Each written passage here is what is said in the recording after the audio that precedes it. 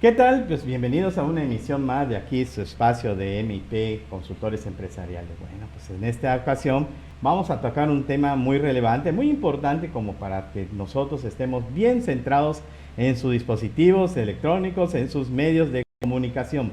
Para esos efectos, bueno, pues tenemos a una gran conferencista, una persona, pues en este caso nos ponemos de lujo, de talla internacional. Bueno, pues voy a presentar en este momento a Belén Vallenina. Bienvenida, Belén, es un gusto estar Un aquí con gusto, ustedes. gracias por la invitación.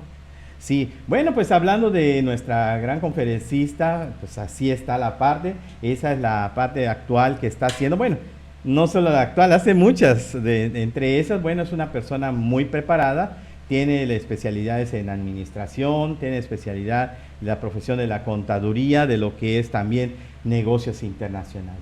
De esa parte es donde nosotros nos vamos a enfocar con nuestra invitada y sobre todo pues que nos exprese y que nos comparta esas experiencias de cómo se maneja ese ámbito internacional.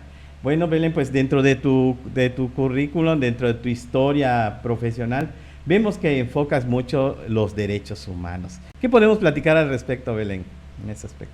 Mira, particularmente el tema de los derechos humanos, yo lo descubro por una experiencia personal, pero después con el paso de los años me doy cuenta que lo tengo en el ADN.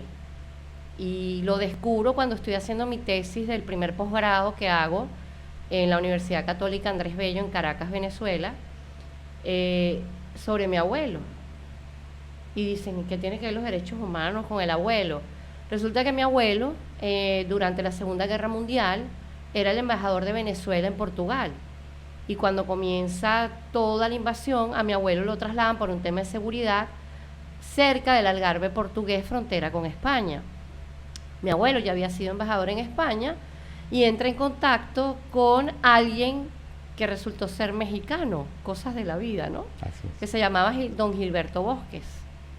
Don Gilberto Bosques, no sé si sabes, era cónsul en Marsella, en Francia, y él a través de esa triangulación pone a mi abuelo en contacto con Monseñor Pacelli, que era el que estaba del lado de allá de la frontera en España, y mi abuelo con Monseñor Pacelli logran rescatar desde España a Portugal a 333 judíos. Mi abuelo salía en las madrugadas con el auto de la embajada, despistando a la seguridad y todos los protocolos, y se iba hasta la frontera por caminitos verdes y Monseñor Pacelli llevaba a 3 o a 4 personas. Mi abuelo lo subía en el coche de la embajada y yo no sé si conoces que en el derecho internacional está contemplado lo que es la inmunidad diplomática. Entonces mi abuelo salía con el coche con 3 4 personas y llegaba a la sede de la embajada y los tenía ahí. Fueron 333 en ese momento. Entonces por eso te digo que el tema humanitario lo tengo en el ADN, pero a raíz de un evento personal, pues digamos que me convierto en víctima sin quererlo de violaciones a los derechos humanos, busco apoyo en una ONG internacional, que en ese momento era Amnistía Internacional Sección Venezuela, y poco a poco fui como descubriendo, ¿no?, este interés por el área de los derechos humanos. También soy abogado, entonces digamos que empecé a abrir mi abanico de estudios y de oportunidades también, ¿no? Sí, y dentro de tu trayectoria estamos viendo, pues aquí, pues al público también, vean ese realce que tiene en su profesión. Bueno, pues estás muy enfocada en lo que es el derecho de la niñez, el derecho de la adolescencia, ¿verdad? Sí, Entonces quiere decir que esa parte te ha marcado también en esa trayectoria profesional. sí. Y básicamente porque digamos que nosotros los adultos tenemos esas herramientas para poder enfrentar situaciones, ¿no?, que puedan ocuparnos o violentarnos. Los niños, las niñas y los adolescentes no tienen tampoco por qué tenerlas, Ujú, ¿no? sí. Este, y muchos, particularmente en estos momentos, he tenido varias entrevistas con radios españolas, con radios francesas, con una portuguesa, con el tema de la vulnerabilidad de todos estos niños y niñas y adolescentes que se encuentran en Gaza, ¿no? Y tratar de explicar ese contexto per se es complicado, ¿no? Pero mi interés es ese, ¿no? Que no hay que despertarle esos miedos a tempranas edades o esa necesidad de sobrevivir y supervivir, lo que es sobrevivencia y supervivencia, ¿no? En niños, niñas, adolescentes, porque no les toca, no debe ser. Sí, porque son digamos, sectores que pues no están completamente desarrollados y en base a eso pues no tiene sus defensas como un adulto, ¿no? Pues ya conoce, ha madurado y sobre todo, bueno, pues son, podemos decirle en ese aspecto vulnerables, pero bueno, de manera internacional pues tiene sus definiciones, ¿no? Sí. Y entre eso, bueno, pues también hay ser víctima de género, ¿no? Sí. Y también. En esa parte, ¿has tenido experiencias también con la gente?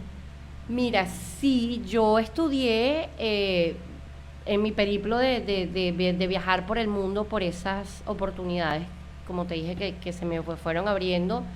Estando en España, yo ya estaba estudiando 2 posgrados, ¿no? Entonces, uno en inmigración y cooperación humanitaria, y estaba estudiando otro que era historia de las teorías feministas, que asumo hoy en día y acepto que lo dejé a mitad de camino porque entendí que el término estaba siendo desvirtuado por aquellos que me estaban enseñando. Y al disentir ya desde el fondo, dije, esto no es para mí, y se me abre una oportunidad, estando becada, yo renuncio a ese posgrado, y me abren otra oportunidad de estudiar protección e intervención con víctimas de violencia de género en la Universidad de Granada, y lo tomo y me gradúo y estudio en eso. Entonces, digamos que cuando estás en espacios, en conflictos, vas a ver mucho el tema de violencia basada en género. ¿Por qué? Porque lamentablemente, pues, cuando los hombres están en situaciones de alto estrés, digamos que el momento de explosión, porque el ciclo de violencia tiene tres etapas, ¿no? El periodo de acumulación de tensión, el periodo de explosión y después viene el periodo de arrepentimiento, luna de miel. Pero cuando te encuentras en un entorno per se que es violento por un conflicto interno o por conflictos externos, como por ejemplo está ocurriendo entre Rusia y Ucrania, pues esas actitudes se exacerban. Y entonces tienes más hechos de violencia basada en género en estos entornos. Bueno, pues estamos tocando temas que pues de alguna manera no existe la limitación territorial, sino es un efecto humanitario que trasciende fronteras. Entonces, así es. Sí, dentro de lo previo que estuvimos investigando aquí el equipo, vemos que has estado en diferentes países, ya hemos escuchado algunos de ellos que mencionan. ¿Cuál de esos países te ha llamado más el tema de decir, bueno, aquí hay bastante material como para experiencias en derechos humanos? Bueno, evidentemente los países que se encuentran en conflicto son países que indudablemente tienen muchísimo con temas de derechos humanos. Yo estoy también graduada en la Universidad Javeriana en Bogotá como perito forense, pero soy especialista en delitos de lesa humanidad. Y por eso es que a mí, cada vez que me envían de misiones, me toca estar en países en situaciones de conflicto, ya sea interno o externo, ¿no? ¿Y qué países? Mira, lo que yo viví en Afganistán fue mi primera misión y fue sobrecogedora. Fue mi primera experiencia con una realidad que quizás yo había visto en películas, por ejemplo, Forrest Gump, una, o otra que se llamaba Salven al Soldado Ryan. Nada más las había visto en películas, ¿no? Pero viviste esa realidad. Pero vivirlo de cerca y ver a un niño, a nosotros antes de enviarnos a países en conflicto, te hacen hacer una especie de diplomado en seguridad. A mí me tocó hacerlo en seguridad en países musulmanes, porque era donde a mí me iban a destacar, ¿no? Y me acuerdo que el profesor que nos daba iniciación al árabe nos decía que cuando escucháramos una frase, rotáramos sobre nuestros talones 180 grados y saliéramos corriendo. Y esa frase era al-war al-bak. ¿Qué significa? Pues como una advertencia, ¿no? Es ofrecerse a Mahoma, a Alá. Entonces ellos cuando se van a inmolar comienzan ese cántico, ¿no? Al-war al-bak, y empiezan como a levantar la voz, hasta que se inmolan. Se vuela por los años. Exacto, es como una enajenación de su sentir, ¿no?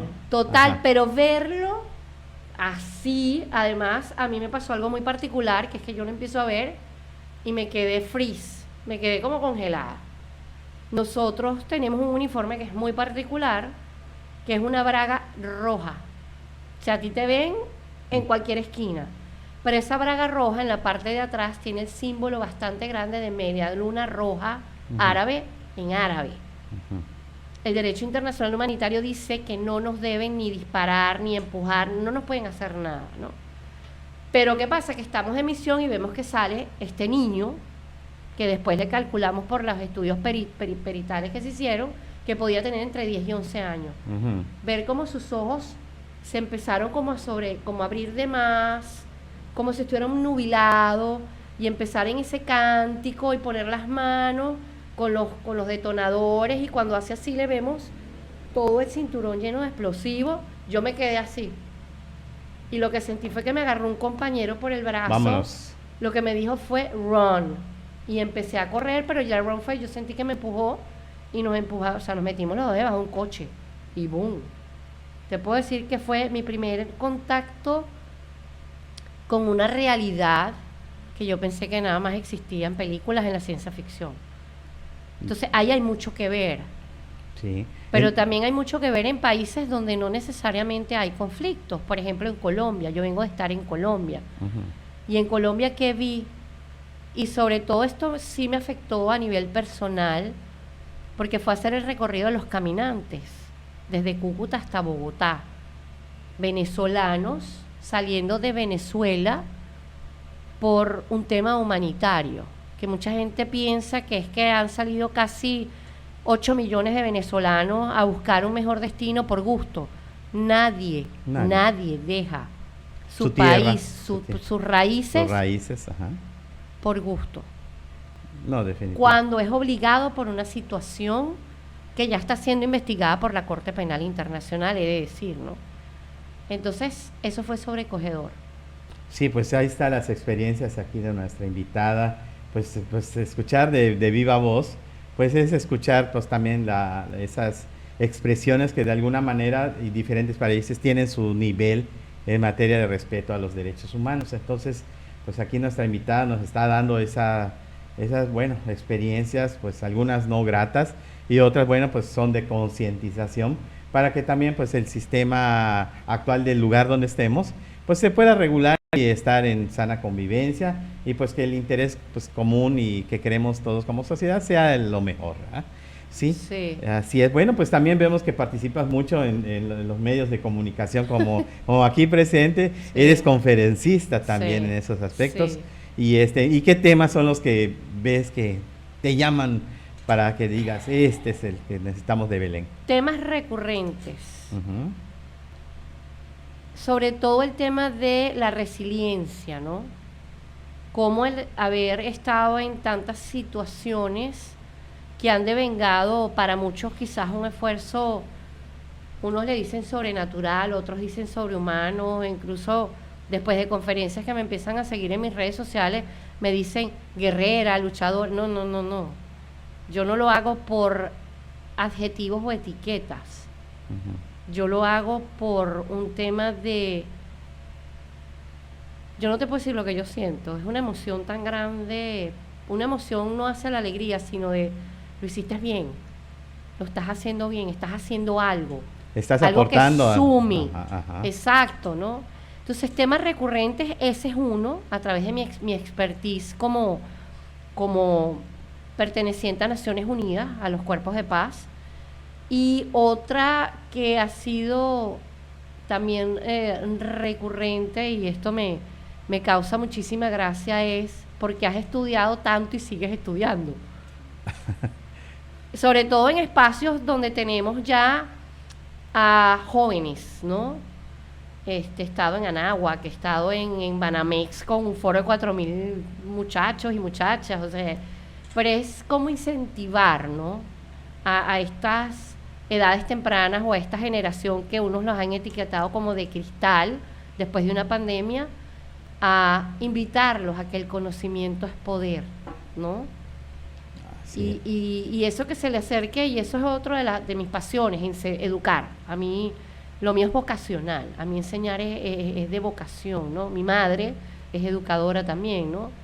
Y ver esas caras de sorpresas, por ejemplo, con los alumnos de negocios internacionales, cuando les abro un panorama, les digo, aquí nosotros en Naciones Unidas estamos observando toda la actividad que está ocurriendo en el Mar Rojo, y les digo, este es el enlace, y claro, por supuesto les doy ciertas directrices, entren en modo incógnito, hagan así, no se identifiquen, tal, y observar en negocios internacionales cómo el conflicto de Israel-Gaza está permeando en el Mar Rojo. El Mar Rojo es el que comunica un océano con otro. Así es. Por el canal de Suez, ¿no? Y que la entrada a ese Mar Rojo lo controlan hoy en día. De un lado tenemos a Yemen y de otro lado tenemos a Egipto, pero en Yemen tenemos a los hutíes, que los hutíes es un movimiento extremista que viene de una casta que viene de donde también son los de Hamas, y que entiendan todo lo que ahí está sucediendo y cómo esto afecta al negocio internacional. Y aquí en México hicimos prácticas de campo en grandes cadenas de supermercados que tenemos aquí. No las voy a nombrar porque no nos están pagando, no nos están patrocinando, ¿verdad? Pues cuando nos patrocinen los nombraremos. Pues sí, le hacemos el espacio, ¿no? Pero estuvimos en varios y verles las caras a ellos de asombro en que sí afecta, no porque esté a miles de kilómetros de distancia, no nos toque y no nos importa, pues sí nos afecta. Eso para mí también me parece, me llena muchísimo, me da muchísima satisfacción, ¿no? Así es. Sí. Bueno, pues dentro de las opiniones que está dando aquí nuestra invitada, pues ya estamos escuchando un gran distintivo que traes y que pues también es bueno que hacerlo mencionar. Tú formas parte de una organización muy importante y que lo estoy viendo aquí en tu lado izquierdo. Sí. ¿Podemos platicárselo a nuestro público? ¿Qué es ese distintivo? ¿Qué representa? Este distintivo representa que yo soy parte de una organización internacional, que es la Organización de las Naciones Unidas. Yo ahorita estoy retirada, por llamarlo de alguna manera, pero esto es de por vida. A nosotros no nos jubilan. ¿En qué sentido lo digo?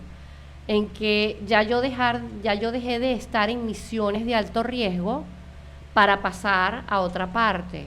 Por ejemplo, cada vez que se hace en septiembre, la UNGA, se dice así, United Nations General Assembly, que es la Asamblea General de Naciones Unidas, en septiembre en Nueva York, en la sede que está en Nueva York, pues nosotros entramos ahí a estar en unos salones que están arriba de la Asamblea General, porque nosotros cuando pasamos a la parte pasiva, por llamarla de alguna manera, somos los ojos de la organización en el país en el que estamos, con temas de derechos humanos, evidentemente. Entonces, muchas veces hemos tenido que hacer lobby, porque cuando algún país quiere llevar una propuesta de un acuerdo, por ejemplo, de un protocolo, de una convención, ¿verdad?, siempre tiene un año de preparación. Y los que estamos de manera pasiva somos los que invitamos a los enviados de esos países, que son 193 que participan, a invitarlos a que apoyen la moción de tal o cual país, porque va a ser beneficioso para todos. Entonces tampoco es que vamos de paseo, estamos arriba en unos salones con dos chícharos, uno de parte de nuestro jefe inmediato, otro de parte del equipo de traductores simultáneos cuando no manejas todos los idiomas que se hablan, y estamos siempre en modo alerta. Entonces a veces nos dicen, corre, porque está el representante de X país que quiere que le platiquen sobre esta propuesta de este otro país.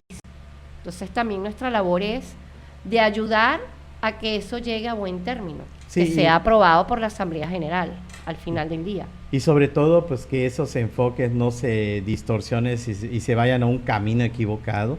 Claro. Que se busca pues el beneficio de la humanidad, el beneficio de tener países sanos, países estables, pacíficos, ¿verdad? El derecho de la paz es el que fue, digamos, el que dio el pie para que naciera en el año 1945 la organización, después de la Segunda Guerra Mundial. Fue así. Y de hecho, la norma fundante la norma fundante o la carta, digamos, magna, por llamarla de alguna manera, de la organización, es la Declaración Universal de los Derechos Humanos, que su conmemoración es cada 10 de diciembre, básicamente por eso. Pero sí he notado también cierta reticencia de personas ya formadas a través de cómo funciona, ¿no?, las Naciones Unidas. Y cuando yo les digo uno de los principios, el principio de no intervención, eso está ahí, y para eso existe el Consejo de Seguridad, que determina si se interviene o no con el grupo de coalición, que es la parte de los cascos azules que se llama. Esto está formado por contingentes de los 193 países que conforman las Naciones Unidas.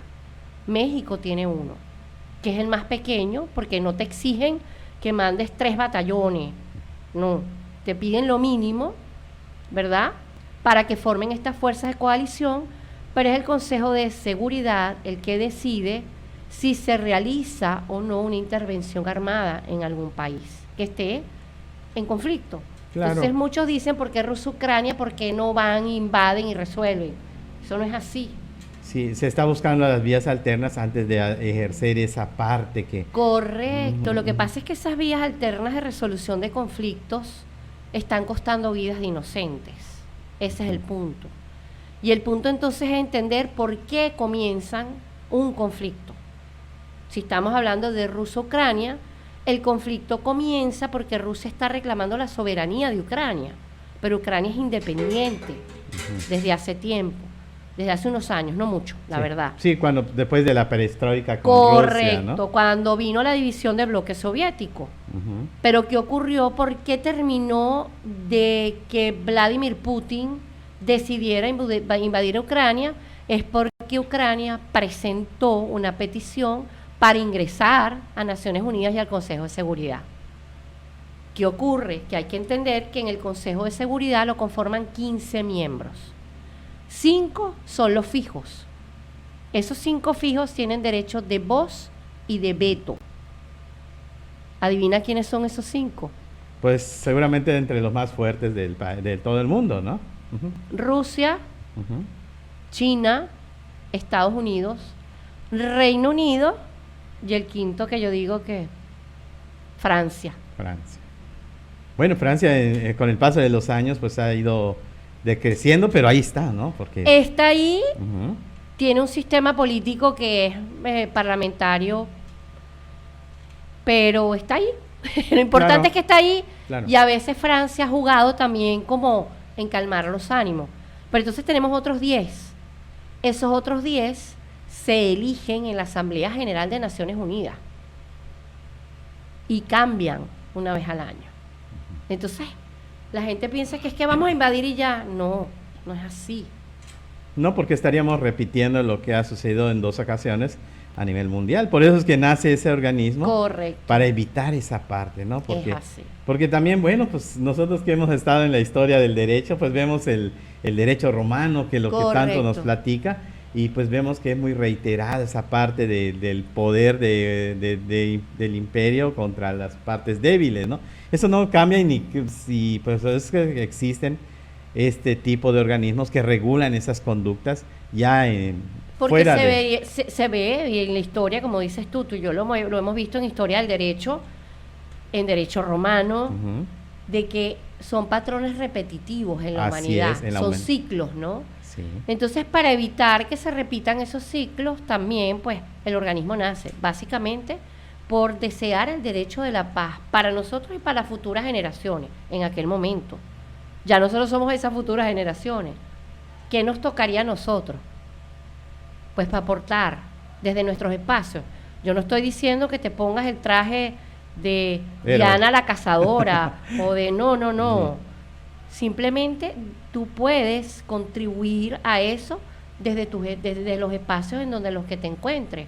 Y volviendo a la pregunta que me hiciste de por qué yo soy conferencista, mi parte de contribuir también es esa.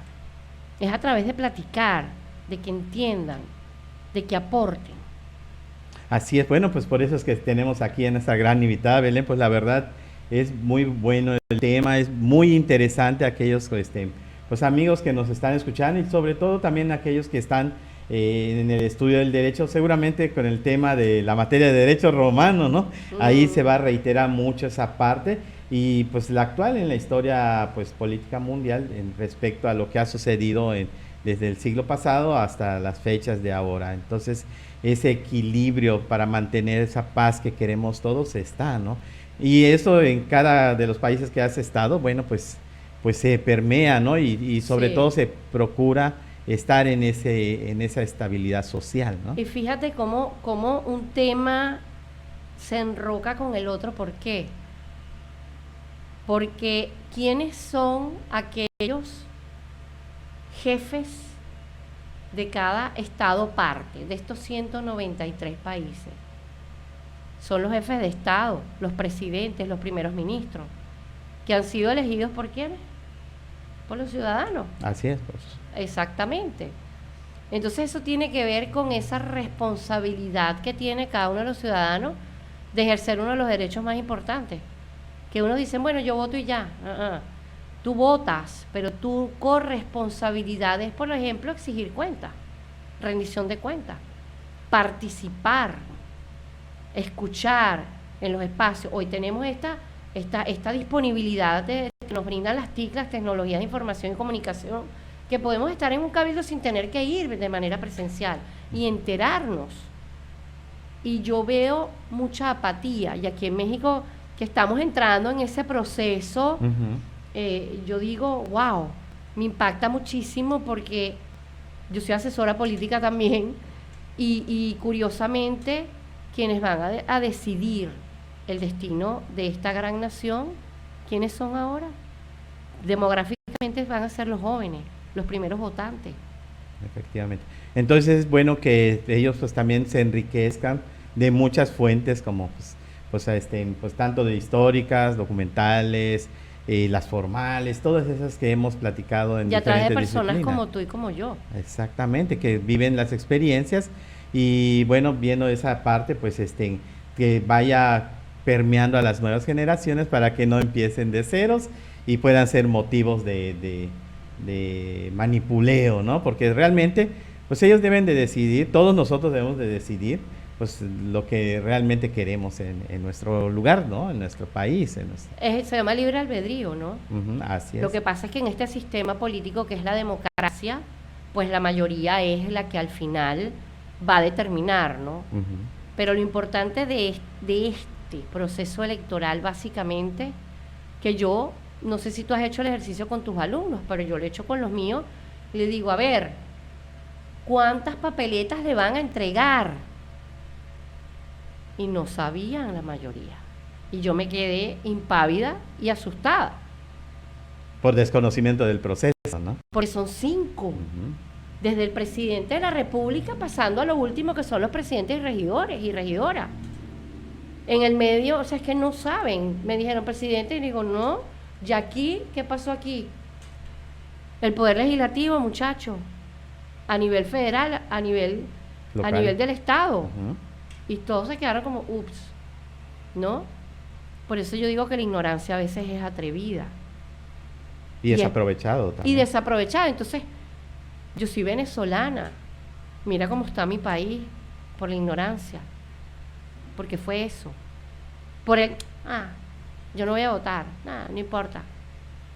Pero eso hace que tenga una dirección diferente a la que uno quiere, ¿no? Definitivamente, pero ¿cómo está mi país? Mi país está siendo investigado por la Corte Penal Internacional. Hay documentados más de 3.600 y pico de casos desde 2017 por delitos de lesa humanidad.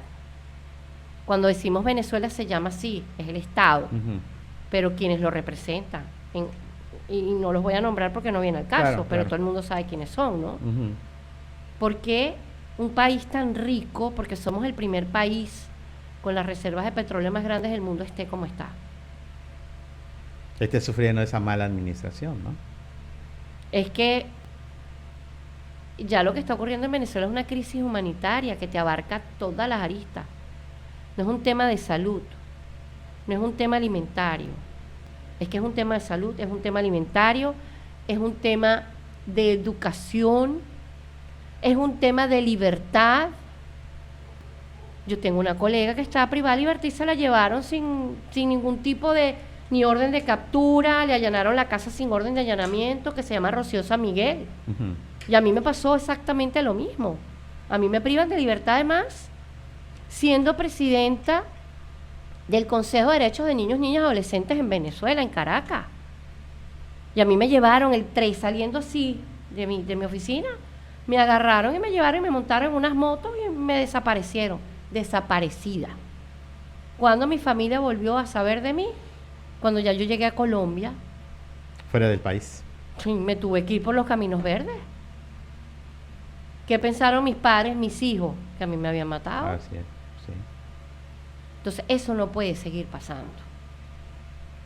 Y lamentablemente, pues Colombia está repitiendo historia. ¿Por qué? Porque lamentablemente se equivocaron. Y yo te hago una pregunta. Si aquí existiera un candidato que sabes que ese candidato, porque es Vox Populi, lo sabe todo el mundo, perteneció a un movimiento guerrillero que privó de libertad, que asesinó, que secuestró, y que por obra y gracia de Las circunstancias hacen que. fuera candidato, ¿tú votarías por esa persona? Te hago esa pregunta. Pues es un reflejo de lo que puede suceder, siendo ya oficialmente. Pero votarías por No, alguien pues, que tiene ese historial. Ajá. No. Pues ¿qué pasó? Que la juventud colombiana no salió a votar en su inmensa mayoría y los que salieron a votar, votaron por este señor. Y es el que hoy en día es presidente de Colombia. Discúlpame, ese señor siempre va a estar vestido de verde. ¿Cómo está Colombia hoy en día? Con focos En todos lados. violentos en todos lados, con asesinatos de líderes a cada rato, con asesinatos de sicariatos puros y duros, feos, de defensores de derechos humanos como mi persona. Por eso yo tuve que salir corriendo también de Colombia. Entonces yo digo, ya no quiero correr más. Claro, claro. Pero son conductas políticas, sociales, que de alguna manera ya no es hablar de un país, sino hablar de una región. O sea, se van extendiendo y van creando ese aspecto, ¿no? Bueno, velo en Brasil. ¿Qué está pasando en Brasil? Exactamente. Eligen a un presidente que estuvo preso, no 5 años, tuvo más de 10 años, privado de libertad y sentenciado por peculado, mientras fue presidente la primera vez. En la primera. Lo liberan, se tira como candidato porque no lo inhabilitaron sorpresivamente de manera política. Y reitera. Ya está. ¿Qué está pasando en Brasil hoy en día? Está encendido por los 4 costados. Nadie aprende en cabeza ajena, de verdad. Sí. ¿Hasta cuándo, no? Por eso las nuevas generaciones, pues habría que darles ese enfoque, esa dirección de que, bueno, pues que lean esa parte de la historia, y la historia del derecho internacional es muy bonita, ¿no? Porque ahí ves lo que dice uno de que si ves al vecino sus barbas mojar, pues ponte Pon las tuyas en remojo. a remojo, porque puede permear de este lado también. Entonces, Y no estamos exentos, es como te digo. Muchos me dicen que el conflicto ruso-Ucrania no está pasando nada. Aquí no, discúlpame. ¿Desde cuándo no hay cebada en los supermercados aquí en México? Aquí en Playa del Carmen. ya escasea. No hay desde hace más de 4 meses. Porque hicimos esta práctica de campo con los grupos de negocios internacionales. Ujú. No hay hace más de 4 meses. ¿De dónde crees tú que venía la cebada? Pues de esa parte de Ucrania. del Oriente. Ya está. Y no lo terminan de entender, ¿no? Así es. Entonces, vamos a empezar por, más allá de poner las barbas en remojo, porque yo siento que eso es una situación como pasiva, Ujú. vamos a hacernos corresponsables de esa parte que me toca. Claro. Yo no voto, yo me nacionalizo, espero en Dios, ya en febrero del año que viene. Pero si yo vivo aquí, yo hago vida aquí, yo pago mis impuestos aquí, y yo deseo estar en un país sano, democráticamente hablando, donde yo pueda disfrutar de mis libertades y cumplir con mis obligaciones, yo tengo que contribuir de alguna manera. Y mi manera es esta, ¿no? Desde la parte testimonial también, pero también desde la parte de educar, de formar con criterio. Ahí está. Bueno, pues estos enfoques que tú pues, nos estás tocando en este momento son bastante importantes, puesto que hacen la conducción de un país, de una región, de un estado, inclusive a medida local, ¿no? En el municipio Sí. donde estemos. Esas conductas tienen un efecto multiplicador y sobre todo, bueno, pues hacen ese estándar de cómo está la sociedad, ¿no? Cómo, Ujú. para dónde va esa sociedad. Bueno, pues dentro de poco vamos a ver ese proceso electoral que tanto se está ahorita en los medios. Ya, pues prácticamente nada más uno ve el dispositivo y ya empieza el empuje de esos procesos. ¿Y cómo consideras que esos procesos, cómo permean en un estado, independientemente del lugar? ¿Son importantes, son necesarios?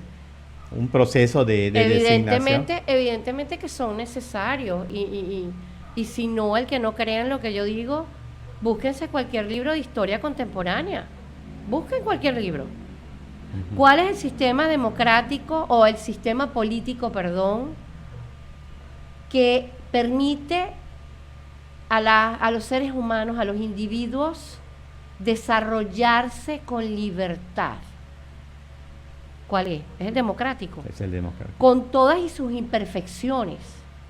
¿Y por qué digo esto? Hemos visto la evolución, por ejemplo, en países donde hay monarquías, cómo han terminado con sistemas democráticos. No estamos hablando de aquellos que abolieron la monarquía, como Francia, como Italia, no. Vámonos a los que todavía, y te hablo de países, vámonos a los escandinavos, que yo tuve la oportunidad de vivir en Noruega, por ejemplo. Ujú. Y por supuesto visité a Dinamarca y a Suecia porque los tenía ahí, ¿va? Más allá de que está en un espacio Schengen que te puedes mover con libertad, ¿no? ¿Qué tienen? Tienen parlamentos, tienen primeros ministros, porque entendieron que quien es monarca, por más que los eduquen, por más que tengan tutores, por más que los manden a las mejores escuelas del mundo, carecen del contacto social para empezar, porque los crían en unas burbujas, si te pones a ver. Ahorita sí estamos viendo una evolución en cómo están educando a esos futuros reyes o futuras reinas, y me voy nada más al ejemplo de la princesa Leonor, hija del rey Felipe de España y de la doña Leticia, que está haciendo su servicio militar y fue a una escuela pública anteriormente. Entonces, si tenemos a la historia contemporánea, no me voy tan lejos, que nos está demostrando que el mejor camino es este tipo de sistema político, porque no somos copartícipes de ello. Eso es lo que yo todavía no entiendo, sobre todo en las juventudes, que les encanta andar con un dispositivo en las manos, en distintas redes sociales, pensando que descubrieron el némesis y que van a ser millonarios. Yo nada más te digo que las estadísticas dicen que de cada 100 que piensan que van a llegar a ser influencer, llega uno. De cada 100, uno. Pero ya creó tendencia, ¿no? Con todos los demás. Uno. De uno que realmente llega al objetivo, todos los Correcto. demás ya crearon una conducta, ya crearon una tendencia. Correcto, pero Ajá. porque ese uno no hace contenido que cree conciencia.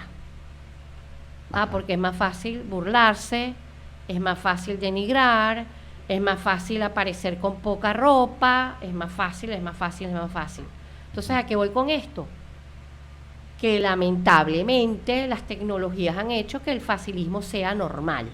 Hemos normalizado cosas que no deben ser normales. Dale a estos nuevos niños que están creciendo de 5 y 6 años, ponle un libro y ponle un dispositivo. Me dejo de llamar Belén Cecilia Vallenilla Gutiérrez, que el niño va al dispositivo y va a saber cómo manipularlo. El libro no va a saber ni cómo agarrarlo. Por eso son las nuevas tendencias, ¿no? Ajá. Exacto. Bueno, pues Belén, pues la verdad, pues el tiempo nos agota. Ya sabes que aquí en los medios de comunicación siempre está limitada esa parte, Sí. con tal de tener un buen contenido. Bueno, pues con esa parte que nos estamos platicando como adelanto, me gustaría también pues invitarte a unos programas futuros Con muchísimo para gusto. saber esa experiencia que ya tienes y permearla a nuestro público, que bueno, de alguna manera si ya tienes el dispositivo, pues vamos a procurar ver programas con un contenido y que tenga un buen mensaje, ¿no? Así mismo es. Bueno, pues estás invitada para los Con siguientes muchísimo programas. gusto, Ujú, cuando quieras. Sí, muchas gracias. Bueno, pues aquí nos estamos despidiendo en esta pequeña plática, una buena entrevista, en el cual pues hablamos en principio de lo que es el derecho internacional y de ahí nos fuimos un poquito en lo que es un proceso de designación, el proceso electoral, que puede ser un tema que más adelante vamos a tocar. Bueno, pues muchas gracias, Belén. A ti. Muchas gracias al público y nos estamos viendo en la siguiente emisión. Hasta pronto.